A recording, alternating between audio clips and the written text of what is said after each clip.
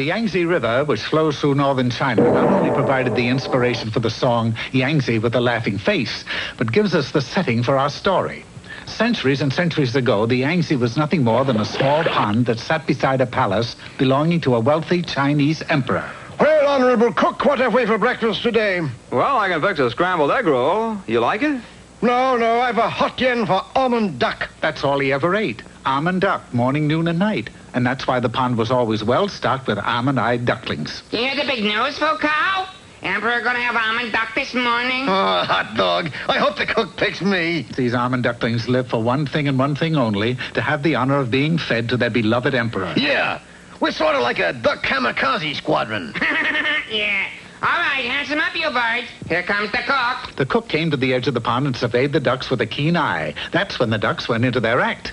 Look up by my ducky, what a ducky melody. If you know ducky like I know ducky. All the time, same old corny imitations. So he simply selected what he thought was a good-looking duck. How furry. Maybe we'll get lucky at lunchtime. Yes, they all stood a chance of making good at the next meal, all but one. He was the ugliest almond duckling China ever spawned. Boy, if this keeps up, I'm going to live to be 104. And another duck got the honors. Boy, I'm getting desperate.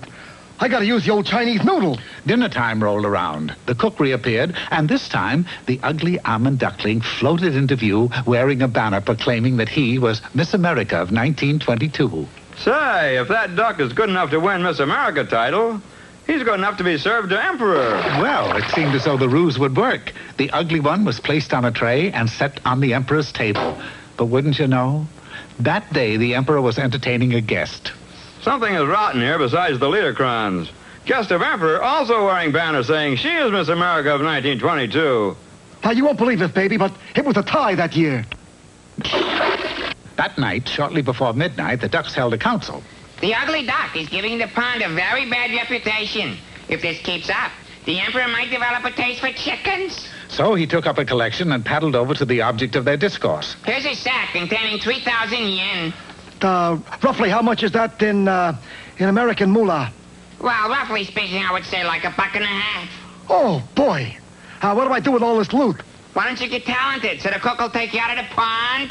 Dawn found our hero flying into the nearby city of Taiping, where he enrolled at the Rock and Egg Roll Conservatory of Music. Sure, I can teach you how to play music, but you're going to be the ugliest duck ever to graduate from here. He studied night and day, and a few other Cole songs, too, in the hopes that musical talents would counterbalance his ugliness. Finally, after 1 year of diligent practice on every instrument known to man, he headed back to the pond. Handsome up, you guys. Here comes the cook to get the Emperor's breakfast. The cook was amazed, for instead of the usual varied array of imitations, the ducks merely lined up and gave the floor to... Holy mackerel. Never had he witnessed such musical virtuosity. And at the conclusion, not only the ducks, but the birds and the fishes broke into a rousing ovation. The cook had no alternative but to pluck the exhausted duck from the water. Now I get the orange sauce treatment, huh? Oh, no. I'm going to mail you to Phil Spitalny. He can use a duck like you. Failure again. In a sense, that is. The duck put in 2 years playing for Mr. Spitalny and then decided to form his own band. He did very well and even received an offer to play the palace. But the only palace that he really wanted to make good in was the Emperor's back home. Hello, MCA. Cancel my road tour. Notify the trades. I'm giving up showbiz. Back to the pond he flew, and what he viewed upon arrival startled him. Oh, for the cry eye. The pond is still stocked with ducks who are prettier than me. Oh, I'm going to remain from here to eternity. Suddenly, a Chinese frog leaped onto a lily pad. What you got tears in your almond eyes for? I'm as ugly as 4 days of bad weather, that's why. Yeah, well, a lot of people are ugly. I was ugly once myself. I can't believe it. How come you're not ugly now? Well, I believe that's why. I believe you believe, but what do you believe? I believe that I'm good looking. Well, this was something he hadn't tried. So for 24 hours, he believed he was no longer ugly. And you know something? It worked. By morning, he was the best-looking duck in the pond. Oh, you got it made, kid. Oh, you're sure to get picked from the pond. He was, but not by the cook. The cook selected someone else. Ah, but don't feel too sorry for the poor little duck. You see, his name was Donald, and he was taken by a man named Walt... Well, never mind. That's right, and now I go... Oh, boy, oh, boy, oh, boy.